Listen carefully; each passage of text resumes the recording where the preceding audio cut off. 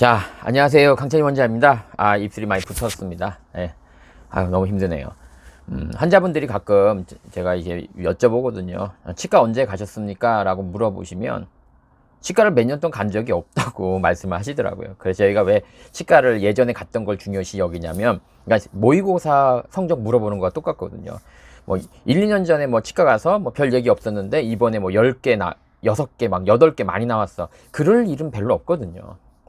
그래서 좀 더 참조할 수 있기 때문에 물어보는데, 그래서 저는 가끔 이런 질문을 또 던져요. 스케일링은 언제 하셨나요? 그러면 작년에 했대요. 예?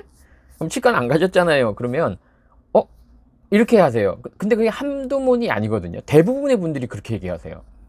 그러니까 저한테 뭐 치과 안 갔어요 라고 얘기하고 싶은 게 아니라, 이게 스케일링 하러 간 거지 치과를 갔다는 생각을 안 하거든요. 그래서 분명히 스케일링은 치과에서 합니다. 근데 그 취지는 뭐냐면, 그러니까 역사를 물어보는 거예요. 예전 치과에 갔을 때의 성적을 물어보는 건데, 이제 그냥 나 스케일링 갔다 온 거야 라고 단순하게 생각하는데, 저희가 스케일링 할 때에는 그냥 스케일링만 열심히 하진 않아요. 그러니까 의사 선생님이 안 보다 한다 하더라도 사진을 보통 많이 찍고, 그리고 또 간 판독은 하거든요. 그리고 또 스케일링을 하면서 곳곳을 다 봐요. 안 볼 수가 없겠죠. 그럼 적어도 이 정도는 알 수 있어요. 뭐 충치가 뭐 5개다 6개 정확하기는 않더라도 이 사람은 치료할 게 몇 개 있는데 치료할 게 좀 있을 것 같은데 라는 그런 거는, 뭐 위생사, 치과 위생사들이 보통 스케일링을 하게 되는데 다 알아요. 그러면 얘기라도 해줘요. 뭐 환자가 저는 그냥 스케일링만 하러 왔어요 라고 하더라도 얘기를 해드려요. 그 뭐 좀 충치가 좀 있다 없다, 좀 딴 데 가서라도 뭐 검사는 다시 받아봐라, 이렇게 얘기를 하거든요.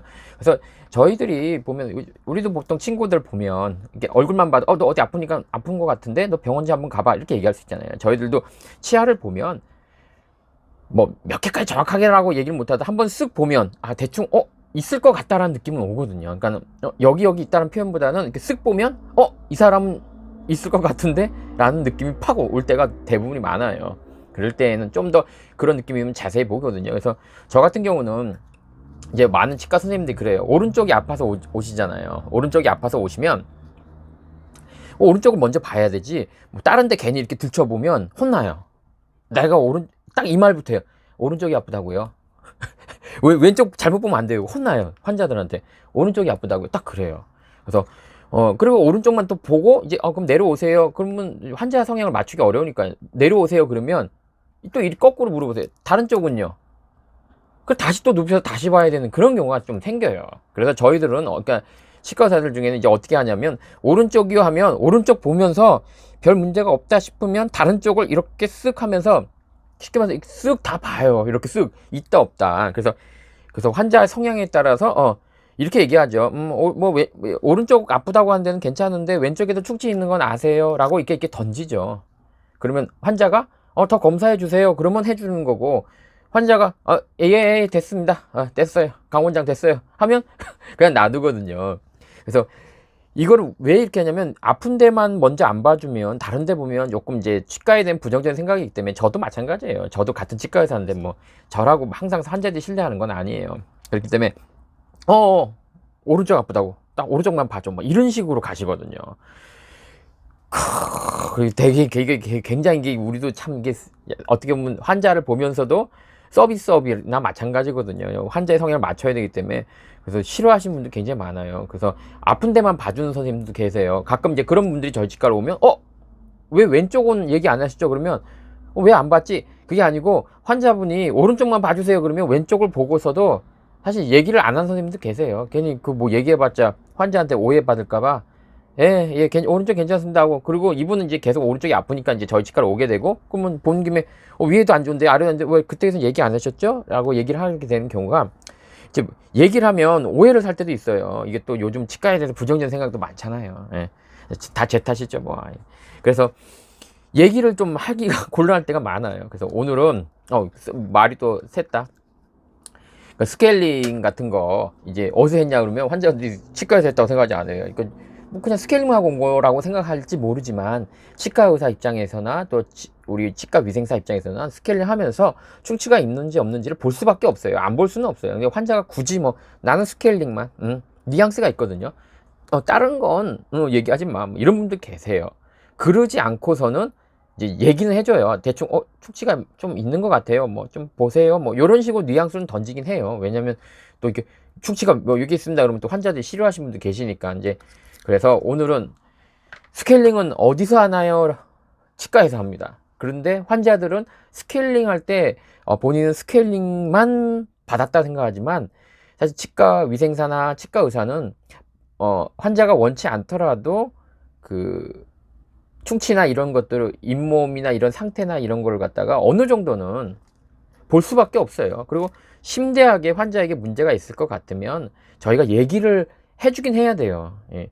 이 환자가 뭐 난 스케일링만 할 거야 뭐 그랬다고 해서 있는데도 그래 넌 스케일링만 했으니까 가 이렇게 할 수는 없거든요. 저희도 의무가 있기 때문에 충치가 좀 있는 것 같아요. 뭐 잇몸이 안 좋은 것 같아요 라는 말을 던질 수밖에 없고 거기에 호응을 하시면 좀 더 자세하게 봐주기도 하고 호응이 없이 예 알겠습니다 하고 가면 다른 치과 또 가실 수도 있으니까 얘기를 더 못할 때가 많습니다. 그래서 환자들이 오해하는 조금 잘 이해 못하신 것 중에 하나가 치과에서는 스케일링 할 때 스케일링만 하는 건 아니다. 예. 이것저것 문제가 있는지 또 그런 것들이 사실 치과 경영적으로 도움이 되거든요. 그러니까 여러 가지를 볼 수밖에 없다는 거죠. 예. 제가 이게 오늘 한 얘기는 이제 광당 무슨 얘기냐면 치과 언제 가셨어요? 그러면 몇 년 간 적이 없는데 근데 스케일링은 작년 재작년에 하신 경우가 많다고 얘기해서 그거는 치과 어디서 하셨나요? 했더니 치과예요. 그러니까 그 의미를 받아들일 때 이제 자기 본인 환자 자신은 나는 치과만 갔다 생각하시는 경우가 굉장히 많다는 거죠. 저희도 사람 얼굴을 보는 직업이라 치아를 사람 얼굴 보는 직업고 또 치아도 같이 보기 때문에 금방 보면 어느 정도인지는 알거든요. 이게 심하다 안 심하다 해야 될 때 안 해야 될다 이런 거 정도는 우리가 알고 이제 환자들한테 얘기를 해줘요. 그래서 본인이 스케일링 받을 때 특별한 얘기를 안 했다면 물론 난 스케일링 할 거야 얘기하지 마 이렇게 하지 않는 이상은 뭐 어느 정도 이제 위생사나 치과 의사가 얘기를 해줘요. 뭐 환자 분위기 봐서 그냥 있다 없다 정도. 근데 그때 당시에 별 얘기를 못 들었는데도 불구하고 뭐 오늘 다른 치과를 갔더니 뭐 10개가 나왔어. 이건 사실 아주 지극히 드문 일이거든요. 뭐 한두 개? 나올 수 있죠. 왜냐면 그때 못 볼 수 있으니까. 보통 치과 의사들이 오차를 1개에서 2개 정도로 봐요. 평상적인 컨디션 상태라면. 저희도 약간 프로야구 선수와 비슷해요. 리듬을 타거든요. 그래서 어떨 때는 탁탁탁 보일 때가 있고 어떨 때는 안 보일 때도 있어요. 그러니까 뭐 심한 것들은 당연히 웬만하면 찾는데 이제 좀 덜 심할 때 이걸 못 볼 때도 있거든요. 그래서 치과를 가기도 하고 또 거꾸로 안 해도 될 거를 갖다가 과잉 진료는 아니에요. 이거 해야 된대라고 얘기할 때가 있거든요.